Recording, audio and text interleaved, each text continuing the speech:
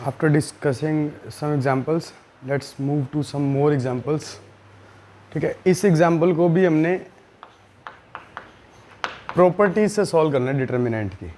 ठीक है, तो डिटर्मिनेंट की प्रॉपर्टीज़ में हमने एक प्रॉपर्टी ये डिस्कस की थी कि अगर किसी कॉलम में दो एलिमेंट सम के फॉर्म में है तो उसको हम ब्रेक कर सकते हैं. ठीक है, तो इसमें डिफरेंस के फॉर्म में, तो डिफरेंस के फॉर्म में ब्रेक हो जाएगा. तो this will be equals to, अच्छा लेट्स से कि डिटर्मिनेंट इज डेल्टा, तो ये हो गया 1 1 1 A B C A square B square C square. ठीक है, फिर माइनस में ये दोनों कॉलम सेम रहेंगे. ठीक है, ये हो गया B C A C and A B. ठीक है, अब मैंने क्या किया, इसको तो एज इट इज रखा, या फिर इसको डेल्टा 1 नाम दे दो, इसको डेल्टा 2 नाम दे दो. ठीक है, तो अब डेल्टा 2 की बात कर लेते हैं अपन. Let delta 2 is equals to 1 1 1 A B C A C and A B. ठीक, मैंने क्या किया, R1 को किया A से मल्टीप्लाई, R2 को किया B से मल्टीप्लाई और R3 को किया C से मल्टीप्लाई. होगा क्या, देखो R1 को A से मल्टीप्लाई करने का ये फ़ायदा है कि एक तो यहाँ पे मुझे A स्क्वायर मिल जाएगा जो यहाँ भी था, B स्क्वायर मिल जाएगा B से मल्टीप्लाई करने पे C, और यहाँ पे ए बी सी और ए बी सी इस हिसाब से जनरेट हो जाएगा. तो अगर मैंने मल्टीप्लाई किया तो मुझे डिवाइड भी करना पड़ेगा. तो डेल्टा 2 इज इक्वल्स टू ये 1 1 1 हो गया, यहाँ सॉरी 1 1 1 नहीं होगा, अब ये ए बी सी से मल्टीप्लाई हो गया, ये भी ए बी सी से मल्टीप्लाई हो गया और ये भी ए बी सी से मल्टीप्लाई हो गया. ठीक है, अब क्या किया, ए बी सी कॉमन ले लिया कॉलम 3 में से. ठीक है, तो बचा क्या, ठीक है. अब एक और रूल समझो कि इस कॉलम को, मतलब ये जो कॉलम 3 है इसको मैं रोल ओवर करा रहा हूँ 2 कॉलम छोड़ के. तो अगर इवन टाइम्स छोड़ के आप करवा रहे हो तो साइन में कोई चेंज नहीं आएगा. अगर ओड, अगर मैं इसको यहाँ रोल ओवर करा रहा होता तब साइन इसका चेंज हो जाता. तो this will be equals to 1 1 1. ठीक है, A B C A square B square C square. तो यहाँ तक नोट इट डाउन.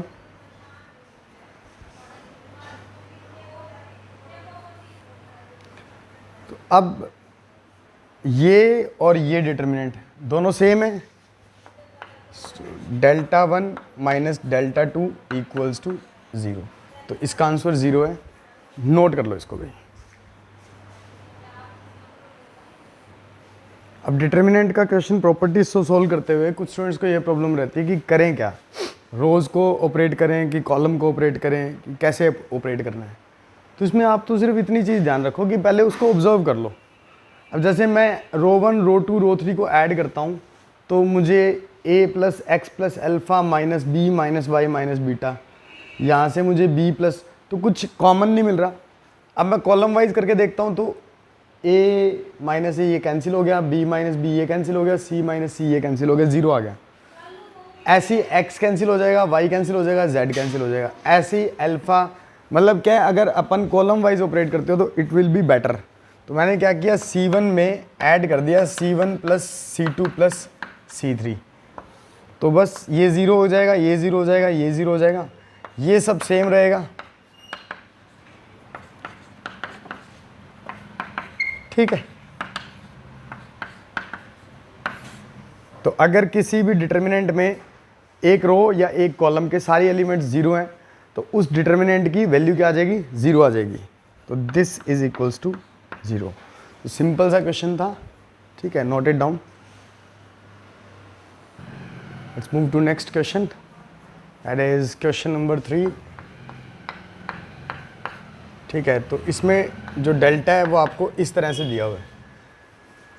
अब देखो, अगर मैं ऐसे रोज़ को ऐड करता हूँ, x plus a plus b plus C, x plus a plus b plus C, x plus a plus b plus c, तो ये मुझे एक आइडेंटिकल टर्म मिल रही है। तो मैंने क्या किया, इसको मतलब रो वाइज ही ऑपरेट किया, R1 में चेंज कर दिया R1 plus R2 plus R3। ठीक है, क्वेश्चन को थोड़ा और मॉडिफाई कर लेते हैं। Find the value of x if this equals to 0। इस हिसाब से क्वेश्चन आ गया सपोज।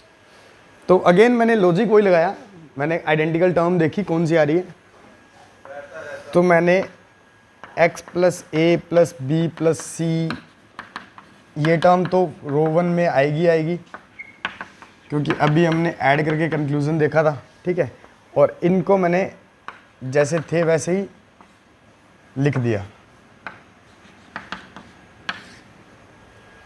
ठीक है, अब इसमें से ये कॉमन आ रहा है, ये R1 के सारे एलिमेंट्स में कॉमन टर्म है, इसको मैंने बाहर निकाल लिया। तो x plus a plus b plus c, I got it 1 1 1, b x plus b and b, c and x plus c. तो यहाँ तक तो सिंपल था। अब मैंने बताया कि कभी ऐसा आ जाए, अब कुछ आपके पास रिजल्ट नहीं आ पा रहा, तो आप क्या करो, किसी भी कॉलम या किसी भी रो के अलोंग एक पोजीशन पे 1 रखो, बाकी पे 0 ले आओ। वो आपकी मर्जी है, आप कैसे उसको किस जगह 1 रख रहे हो, उसमें कोई आपको याद करने की या मेमोराइज करने की कोई ज़रूरत नहीं है। ठीक है, तो मैंने क्या किया, मैं इसको 1 रख रहा हूँ और इन दोनों को 0 बना रहा हूँ। तो ये कॉलम 1 है, ठीक है, ये कॉलम 2 है और ये कॉलम 3 है। तो मैंने क्या किया, कॉलम 2 और कॉलम 3 इसमें चेंज किया, कॉलम 2 में चेंज किया ये वाला एंड कॉलम 3 में चेंज किया ये वाला। ठीक है, और ये चीज़ अगेन आई एम रिपीटिंग कि जिस कॉलम में आप चेंजेस कर रहे हो उसके साथ कोफिशिएंट हमेशा +1 आना चाहिए। ठीक है, तो फाइन। अच्छा, and this is equals to 0, तो इसको अपन लेके चलेंगे, 0 तो गिवन है वैल्यू। ठीक है, कॉलम 1 में कोई चेंज नहीं है तो इसको लिख लिया मैंने। अब इसमें से इसको माइनस किया तो 0 x एंड 0। ठीक है, फिर इसमें से इसको माइनस किया तो 0 0 एंड x करके देख लीजिएगा आप। ठीक है, अब इस 1 के अलोंग जब इसको एक्सपांड करूंगा मैं, तो I will get x square only. तो I am having x square into x plus a plus b plus c is equal to 0। तो इट डज मीन कि आइदर x इक्वल्स टू 0 और x is equals to minus of a plus b plus c. So this is the solution. Please note it down. Let's move to next example. That is example number जो भी चल रहा है। ठीक है, अब देखो, इसका सॉल्यूशन स्टार्ट करने से पहले आई विल ऑब्जर्व कि चाहिए क्या, चाहिए 1/x 1/y 1/z। तो इसका मतलब यहाँ पे 1/x लाने के लिए x कॉमन निकालना पड़ेगा, यहाँ से y कॉमन निकालना पड़ेगा, यहाँ से z कॉमन निकालना पड़ेगा। तो कर लिया, x y z कॉमन निकाल लिया। कैसे कैसे कॉमन निकाल वो आपको याद रखना है। मैंने R1 में से x कॉमन निकाला है, ठीक है, R2 में से y कॉमन निकाला है और R3 में से z कॉमन निकाला है। तो वो थ्योरी आप लिख लेना। ठीक है, taking out common factor x from R1, y from R2 and z from R3। तो होगा क्या, इस तरह से ये कॉमन आ गया, ये कॉमन आ गया एंड फिर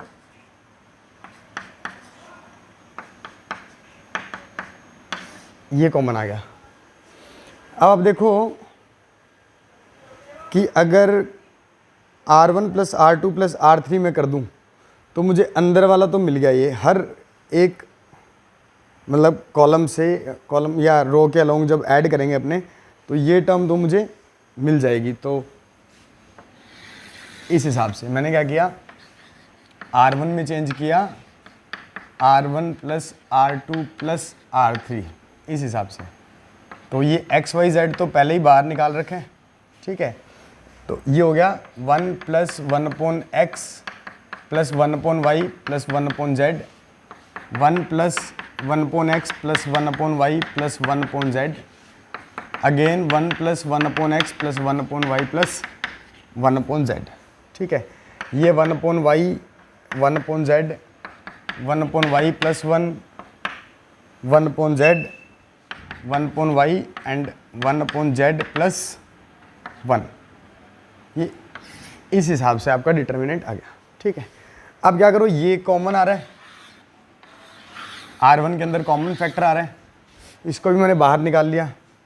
तो I will get x plus Y x into Y into Z, ठीक है।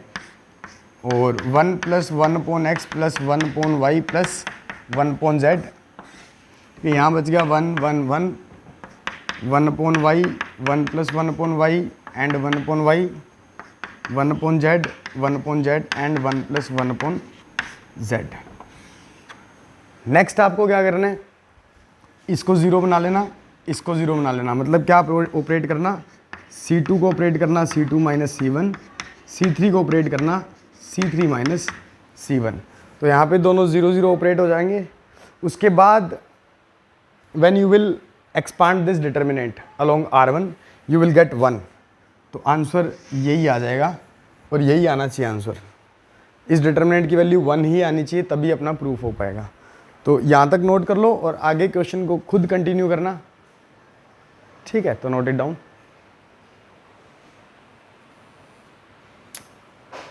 We will continue the examples, but उससे पहले मेमोराइज ये इनको कर लेते हैं अपन, बहुत बेनिफिशियल है, ठीक है। रिजल्ट्स में भी इस टाइप का रिजल्ट तो हमने 2-3 बार देख ही लिया क्वेश्चंस में, ठीक है। तो ये फर्स्ट वाली चीज़ क्या बता रही है, ये बता रही है कि ये डायगोनल एलिमेंट है और ये कॉन्जुगेट एलिमेंट्स हैं, मतलब AIJ और AJI वाला, वही चीज़ जो मतलब मैट्रिसेस में पड़ी थी। तो अगर इसका ट्रांसपोज करता हूँ तो ये डिटर्मिनेंट मुझे दोबारा मिल जाएगा। इस तरह के डिटर्मिनेंट की वैल्यू ये लिख सकते हैं। इनको याद रखने का तरीका देख लो, ये डायगोनल एलिमेंट है, उनको मल्टीप्लिकेशन में ऐड करना है, फिर जो 3 एलिमेंट हैं उनका ट्वाइस ऐड करना है, फिर ये ABC लिख के फिर FGH और इनका स्क्वायर। तो इस हिसाब से यू कैन मेमोराइज कि सिमेट्रिक डिटर्मिनेंट की वैल्यू इस तरह से आएगी, ठीक है। सेकंड क्या है, सेकंड ऐसा डिटर्मिनेंट है जो रो वाइज और कॉलम वाइज एक जैसा ही है, ठीक है। रो वाइज और कॉलम वाइज एक जैसा है, बट इसमें क्या है, इसकी वैल्यू ये आएगी 3ABC A³ minus B³ minus C³। भले इसको रो वाइज आप सोल्व कर लीजिएगा, भले कॉलम वाइज सोल्व कर लीजिएगा, यही वैल्यू आनी चाहिए 3ABC minus A³ minus B³ minus C³।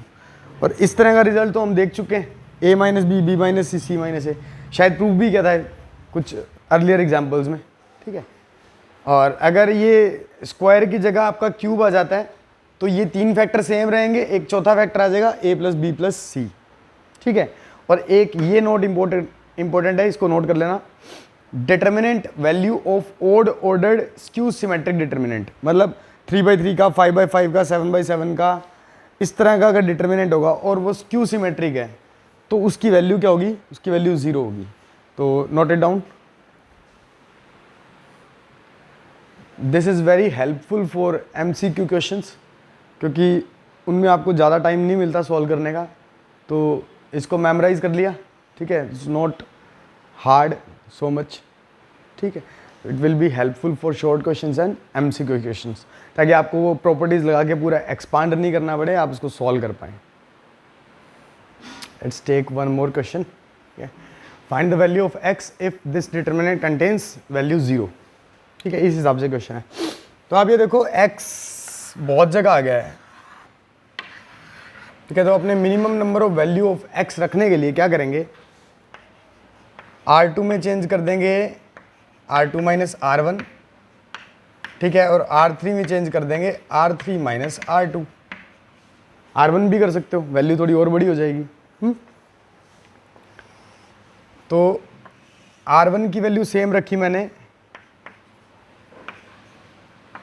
इसको सॉल्व करके लिख दिया, 2 स्क्वायर को 4 लिख दिया, 3 स्क्वायर को 9 लिख दिया, ठीक है। अब इसको इसमें से माइनस करना है, ठीक है, तो it will be I think 3, ठीक है। इसमें से इसको माइनस करना है, इट विल बी 5, इसमें से इसको माइनस करना है, इट विल बी 7, ठीक है। इसमें से इसको माइनस करना है, it will be 5, this will be 7 and this will be 9। तो करेक्ट है, इसको चेंज कर दिया, it is equals to 0 again. अब मैंने क्या किया, मैंने देखा कि इनका डिफरेंस भी 2 आ रहा है, इनका डिफरेंस भी 2 आ रहा है और इनका डिफरेंस भी 2 आ रहा है। तो मैंने क्या किया, C3 में चेंज किया, C3 को सॉरी R3 में चेंज किया, ठीक है, R3 को कर दिया R3 माइनस R2। तो उसका क्या फ़ायदा है देख लो अभी। तो पूरा का पूरा डिटर्मिनेंट बनाया, रो 1 में कोई चेंज नहीं है, फिर रो 2 में भी कोई चेंज नहीं है, रो 3 में मैंने इसको माइनस किया तो 2 2 और 2 आ गया, इट इज इक्वल्स टू 0, ये दिया हुआ है। अब मैं क्या कर सकता हूँ, 2 कॉमन फैक्टर आ रहा है इस R3 में से, इसको बाहर निकाल लिया,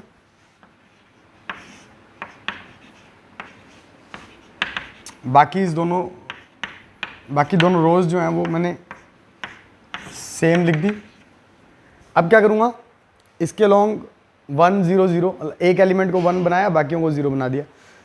और एक चीज़ 12th तुम ध्यान रखना कि जो डिटरमिनेंट को एक्सपांड करना होता है ना, that is also a property, उसको भी प्रॉपर्टी में काउंट करते हैं।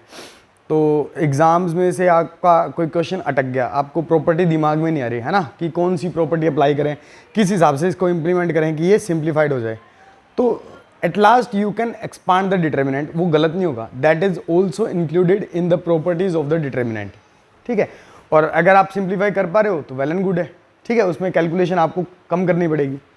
तो मैंने क्या किया, इसको 1 रखा, इसको 0 बनाने के लिए क्या किया, C2 में चेंज कर दिया C2 माइनस C1 और C3 में चेंज कर दिया C3 माइनस C1, ठीक है। तो आई विल गेट, ये तो सेम रख लिया, ठीक है। अब इसमें से इसको माइनस किया तो I will gate 3 plus x, इसमें से इसको माइनस किया तो आई विल गेट 8 ओनली, ठीक है, एक्स एक्स कैंसिल हो जाएगा। फिर इसमें से इसको माइनस किया तो 2, यहाँ पे 0 आ जाएगा। फिर इसमें से इसको माइनस किया तो आई विल गेट 4 और यहाँ पे 0 आ जाएगा। अब मैं क्या कर रहा हूँ, ऐसे एक्सपांड कर रहा हूँ and it is equal to 0, it's given. तो क्या होगा, 2 पहले इन दोनों को मल्टीप्लाई किया तो I will get 12 plus 4x minus 16 is equal to 0, ये आ गया। तो यहाँ से if I am able to calculate तो x इज इक्वल टू 1। तो please note this question down, x is equal to 1, ठीक है, सिंपल क्वेश्चन था। I hope it is visible now, ठीक है। Let's move to next question. In this question we are to find this value, इस determinant की value find करनी है। तो इसको ऑब्जर्व करते हैं। सबसे पहले तो यहाँ पे तो ए बी दिया हुआ है, बी सी दिया हुआ है और सी ए दिया हुआ है, यहाँ पे ये फ्रैक्शन में वैल्यूज़ आ रही हैं। तो मैं क्या करता हूँ, इस फ्रैक्शन की वैल्यूज़ को रिमूव करने के लिए C3 को ए बी सी से मल्टीप्लाई कर दिया, ठीक है। अब अगर मैंने मल्टीप्लाई किया तो डिवाइड भी करना पड़ेगा, वो मैंने डिवाइडेशन यहाँ लिखा, यहाँ ऐसे किया, ये ए बी, ये बी सी, ये सी ए, यहाँ आ गया मेरे पास बी सी प्लस ए सी, यहाँ आ गया A B plus sorry A C plus A B, और इसको ए बी सी से मल्टीप्लाई करूँगा तो it will be A B plus B C. ये अब ये देखो, अगर ये वाली टर्म्स और ये वाली टर्म्स ऐड हो जाएं तो I will get a B plus B c plus c a, सब में से यही मिलेगा। तो मैंने क्या किया, C3 में चेंज कर दिया C3 प्लस C2, तो ये हो गया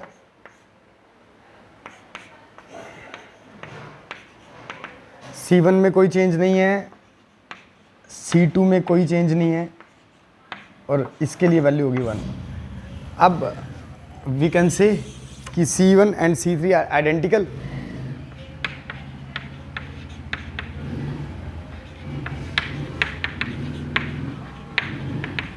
आइडेंटिकल होने की वजह से डेल्टा क्या हो जाएगा, 0, तो इसकी वैल्यू क्या होगी, 0।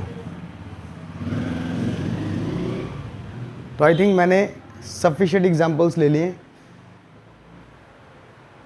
ठीक है, नोट इट डाउन।